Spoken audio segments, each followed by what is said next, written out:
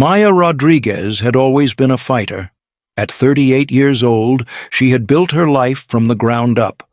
Her home, a cozy yet modern bungalow in Tempe, Arizona, was her pride and joy. The backyard was her sanctuary, a lush oasis with a vibrant garden, a small koi pond, and, of course, her sparkling turquoise pool.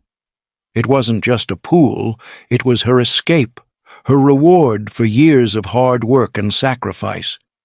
Maya wasn't the type to flaunt her achievements, but she had every right to be proud. She'd bought the house on her own, no help from anyone. Her neighborhood was a mix of young families and retirees, most of whom kept to themselves. Maya preferred it that way. She wasn't looking to be best friends with her neighbors. She just wanted to enjoy her home in peace. But peace, it seemed, was too much to ask for. The first incident happened on a sweltering Tuesday evening. Maya had just returned from work and noticed something odd.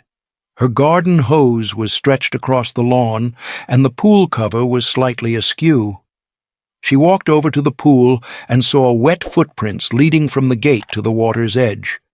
Someone had been in her backyard. Maya sighed, trying to stay calm. Maybe it was a one-time thing. Maybe a kid had hopped the fence to cool off. She decided to let it go, but not without tightening the locks on her gates and adding a private property sign. A week later, it happened again.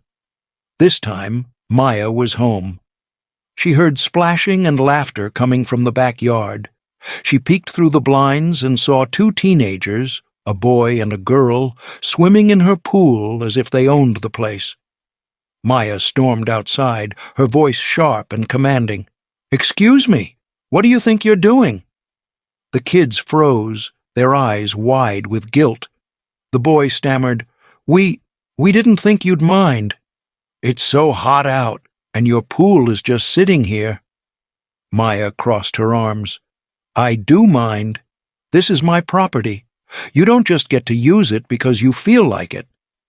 The girl mumbled an apology, and they scrambled out of the pool, grabbing their towels and bolting out the gate. Maya stood there, fuming.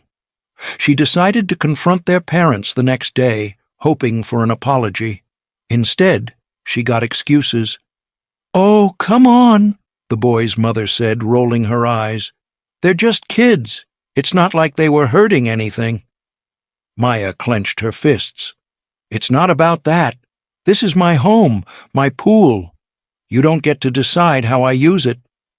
The father, leaning against his car, chimed in. "You're being dramatic. It's just water." Maya bit her tongue.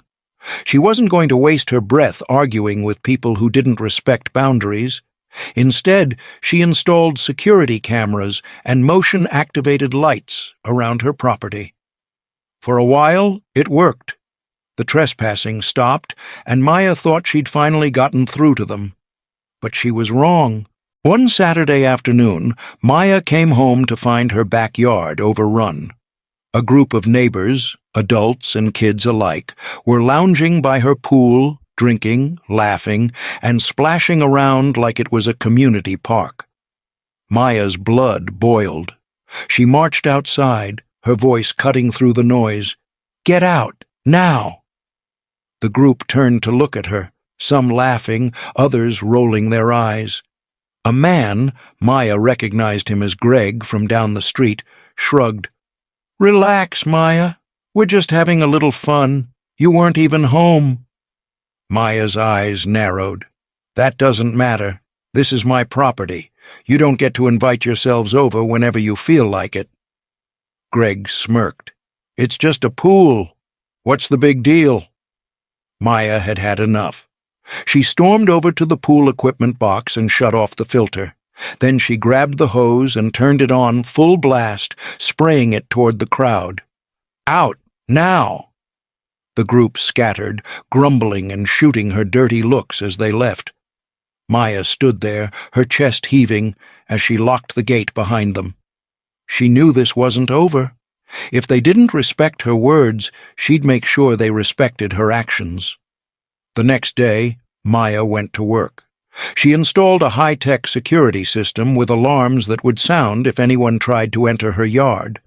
She also added a custom sign to her fence. Warning: pool chemically treated. Unauthorized use may result in severe skin irritation. It wasn't true, of course, but they didn't need to know that.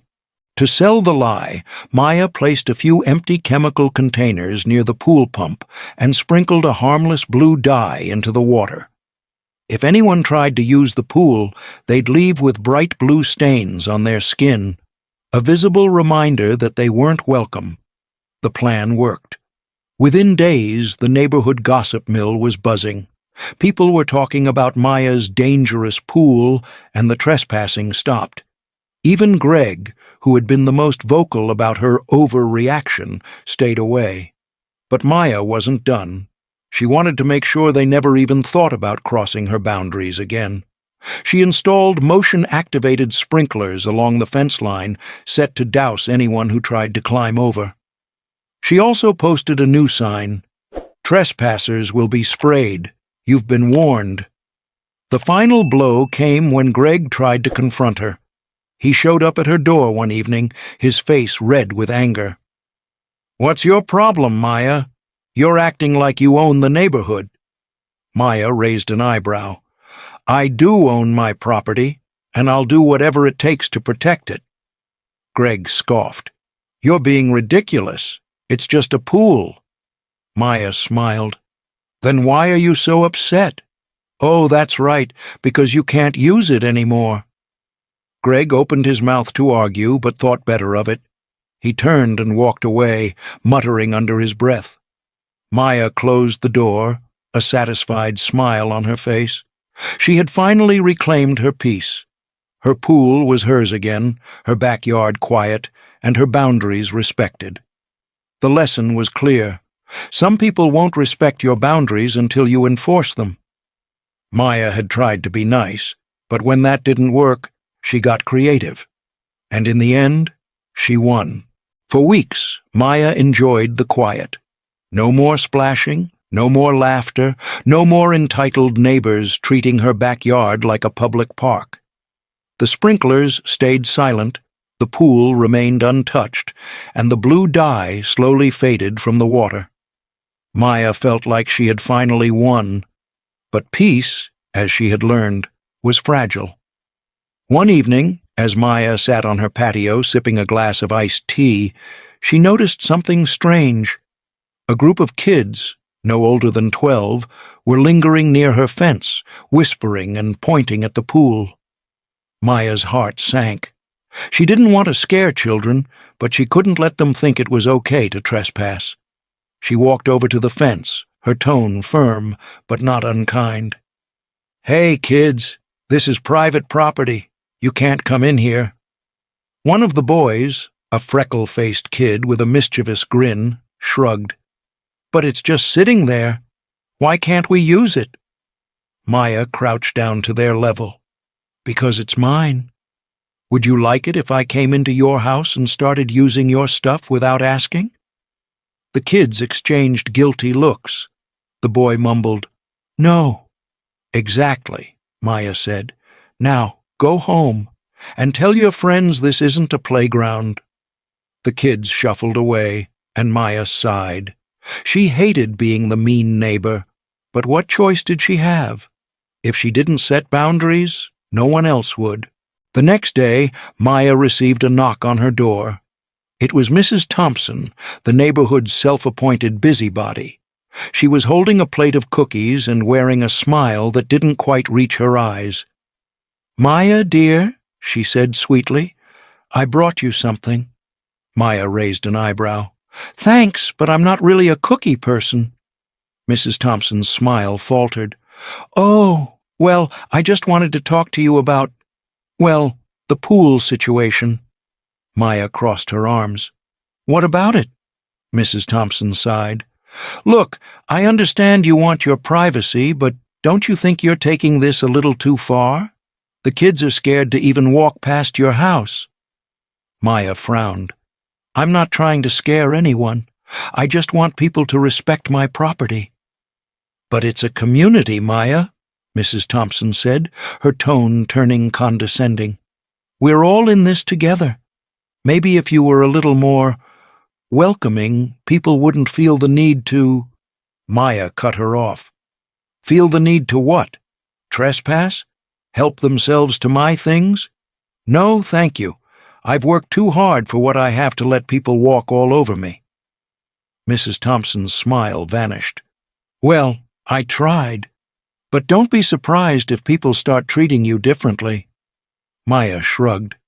"I can live with that." As Mrs. Thompson walked away, Maya felt a pang of doubt. Was she being too harsh? Was she isolating herself from the community? But then she remembered the laughter, the splashing, the entitled attitudes. No, she wasn't being harsh. She was protecting what was hers. The final test came a few days later. Maya was at work when her security app alerted her to motion in her backyard.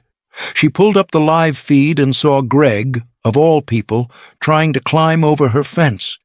He had a towel slung over his shoulder and a smirk on his face, as if daring her to stop him. Maya activated the sprinklers. The video feed showed Greg yelping as he was drenched with cold water. He stumbled back, cursing loudly, and landed in a heap on the sidewalk. Maya couldn't help but laugh. She saved the footage, just in case. That evening, Greg showed up at her door again, this time looking furious. "What the hell, Maya?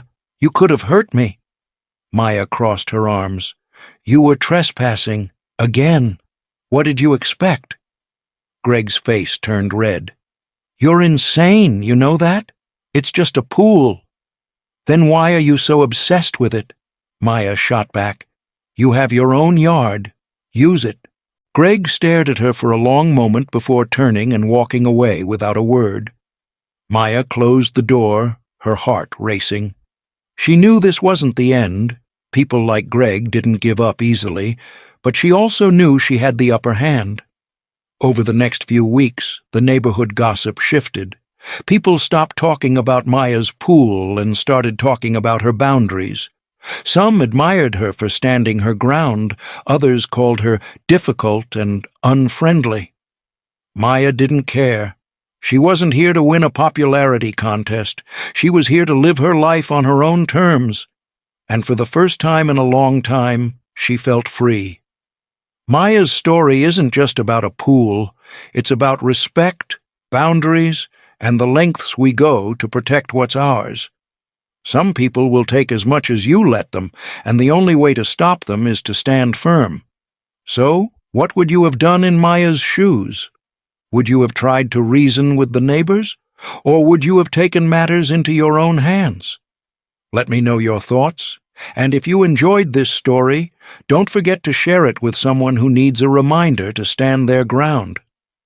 If you enjoyed this story and want more tales of standing your ground, reclaiming what's yours, and life's everyday battles, don't forget to hit that subscribe button and ring the notification bell on my YouTube channel. Let's build a community of people who know their worth and aren't afraid to protect it. See you in the next video.